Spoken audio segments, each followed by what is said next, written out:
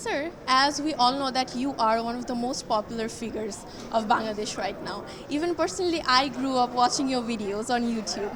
So what would you say that what was your inspiration behind becoming a teacher or the person that you are today? Actually, I never wanted to become a teacher. I wanted to become an army officer. Earlier in my childhood, when I passed my HSC in 2005, I wanted to become an army officer.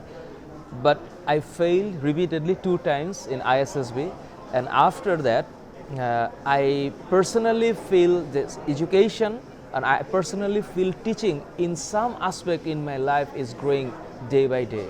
So when I finished my intermediate life, I used to call from my coaching center, and suddenly I come up with my batch and to teach chemistry for my first ever in 2005. And from then, right now, every year, every month, I see new faces. I see teaching new people in every single moment in different aspects, and that's why I have to prepare myself every day in new version. That is the most enjoyable things in my teaching life. So nothing serious in terms of passionate that I was passionate I would be a teacher, but luck favors me, and today I'm here. Failure indeed is the pillar of success, isn't it? So sir, tell us, what are you most proud of as a person, or what would you say that is your biggest achievement in life? Right now, I don't pursue anything my biggest achievement. I see when people recognize me, when people admire me, when people give the respect, that's my purpose of life. That's I feel that I have done something. I did something better. So the great achievements will come after a long time. Let's see, I'm trying right now in this period, I'm trying my best to teach properly to the people, those who are not having good education on their life. So I personally build a company, Fahad's tutorial team, and this team is really passionate to democratize education to the poor people, to the middle class people, and those people are actually deprived of good education.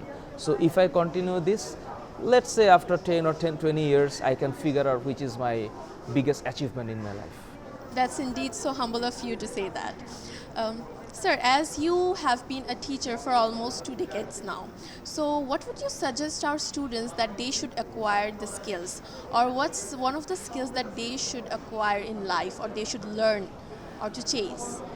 Most importantly, 2 things need to learn first. Number 1, using your tongue properly. I mean, what to talk, when to talk, how to talk, and what lines in which tone need to talk. I mean, communication skill is the most important skill right now. Whatever the technical knowledge, whatever the academic knowledge you have, you need to convert this knowledge into actions, and for that you need proper communication skill. I think communication skill, number 1, requirement for my students, and number 2, analytical ability. So not learning that pages and read all the pages and capturing every lines is not the education. Education is to understand how to solve the problems.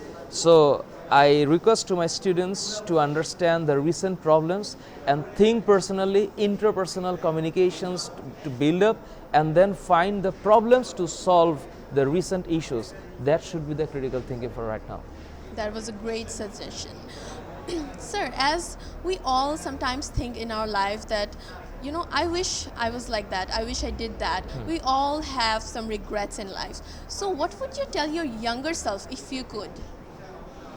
Regrets, it's not intentional feelings. It will come automatically. If somebody have the regret feelings, I would suggest to learn from that perspective and do not repeat that regressions after the afterlife. So whatever the learning, always remember failure is the pillar of success, but not to build too much pillar in life. So if any try fall down, say for example, we know Thomas Alva Edison failing for 119 times and succeeded in 120 times. So it's unconditional that how much time a person can fallen down in his own life. So I would suggest if there is any regret feelings comes to mind, then relax, and think twice, thrice, and not to become again failure in the same aspect in life. It would be the best results there. That's great. And what would you tell your younger self? My youngers, please be human first, and knowledge is an asset, but using that knowledge for human welfare, for society change maker, it's a different game.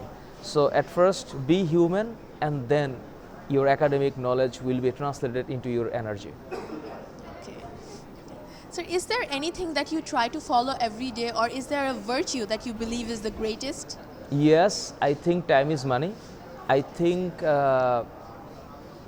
if someone is passionate about using his time or her time properly, and strategic time maintaining capacity should be the greatest virtue of everyone. For my life, I have lots of issues every day, so every time I need to make a proper plan in which purse I will use my which time, and how much time should be appointed for what type of activities. So I guess if someone feel like that time is important thing and do not waste your time, time is not for wasting, I hope life will be arranged accordingly.